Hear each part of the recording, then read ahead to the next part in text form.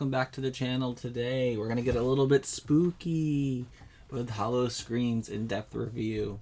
Today we're taking a deep dive into Howl-O-Scream, one of the most well-known theme park haunts in the country. This event takes place at Busch Gardens Williamsburg, and for many haunt fans, it's considered one of the major Halloween attractions on the East Coast.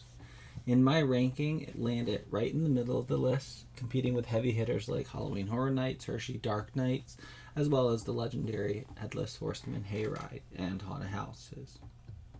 So the big question, how does it hold up in 2025? So let's break it down. The atmosphere and park's transformation. One of the biggest strengths of Howl-O-Scream is its atmosphere.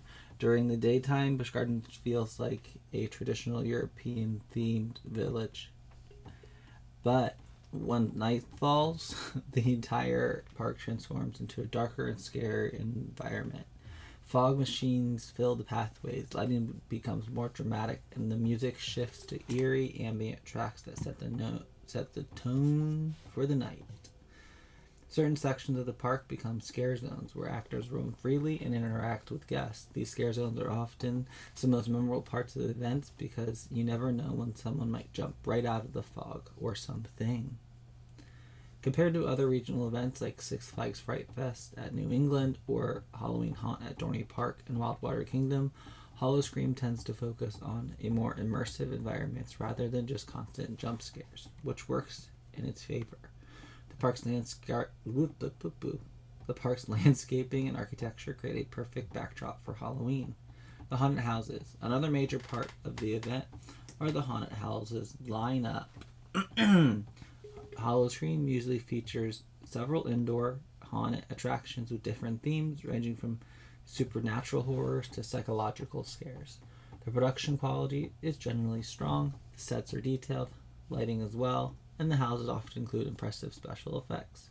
While they may not reach the cinematic level of Halloween Horror Nights, they still deliver a solid haunt experience. One other thing that Busch Gardens does particularly well, is pacing. Like many regional haunts, they tend to rush through the houses so that they can get more people in. Here, the flow is normally slower, allowing you to appreciate the set design and atmosphere. However, compared to independent attractions like Headless Horseman, the scares themselves can sometimes feel slightly toned down. Headless Horseman focuses on intense and aggressive scares and intense scenes, while Busch Gardens tends to lead more towards immersive storytelling. The next important part of the park for Howl-O-Scream is the scare zones. That's where this event really shines, because the park is largely and heavily themed. Each scare zone can feel like stepping into a different world of horror.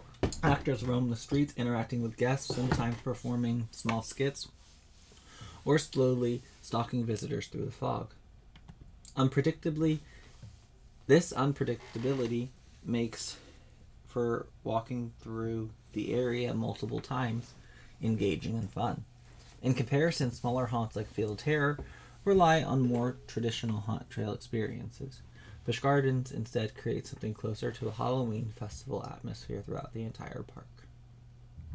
Rides during the event. Another major advantage of Howl-O-Scream is the park's roller coasters stay open during the event, meaning that you can get rides on major attractions in the complete dark, which is a completely different experience. Night rides are legendary and a favorite among the coaster enthusiast community. Night rides on large coasters with fog and Halloween lighting is a huge plus to the atmosphere within the park. Something that is different than traditional haunt attractions can't offer. It also helps break up the night between houses and scare zones. Food and themed offerings. During Howl-O-Scream, the park introduces, seasonal food items and drinks themed around Halloween. You usually can find specialty desserts, spooky cocktails, themed snacks. While the theme park food is always a little pricey, seasonal items add to an extra layer to the fun. And compared with lake compounds or some Six Flags haunts, Busch Gardens tends to put a little bit more effort into presentation and theming. Crowd levels and wait times. One of the biggest challenges with Howl-O-Scream is its crowds. It is an immensely popular attraction, meaning that the closer you get to Halloween, the longer the wait times are. Now, they do have some of the longest wait times in a regional park area outside of Universal. Both at its sister park in Tampa, as well as Williamsburg, have very long lines, and they're very busy on the weekends. Sometimes you can only get through 1 or 2 houses, and then the event is done. So you should take this into consideration when planning your night and also planning your trip. Earlier in the season and earlier in the day, the lines are shorter. So you want to arrive early and prioritize the most popular houses first, then moving to less crowded areas so you can maximize your experience.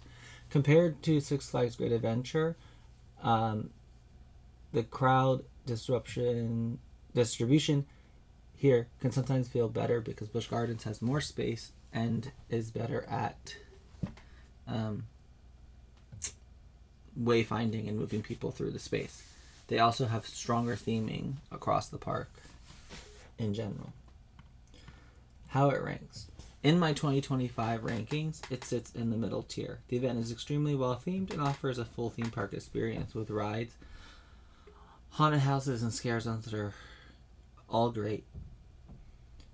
But when it compares to the very top of my list, Halloween Horror Nights or larger independent haunts like Headless Horseman, it just does not reach the same intensity or cinematic level. That said, it's still one of the best theme park Halloween haunts on the East Coast. If you're looking for a sense of thrills, scares, and atmosphere that's all well balanced, Howl-O-Scream will deliver that every night. My final thoughts. Overall, Howl-O-Scream at Busch Gardens Williamsburg remains one of the strongest haunts on the East Coast. This event benefits from the park's incredible atmosphere, solid houses, and ability to ride roller coasters in the dark. While it may not be absolutely the scariest out there, it is a well-rounded Halloween event that combines park thrills with haunted attraction storytelling. For many guests, it combines exactly what makes it stand out from the rest. Thank you, and have a spooky day.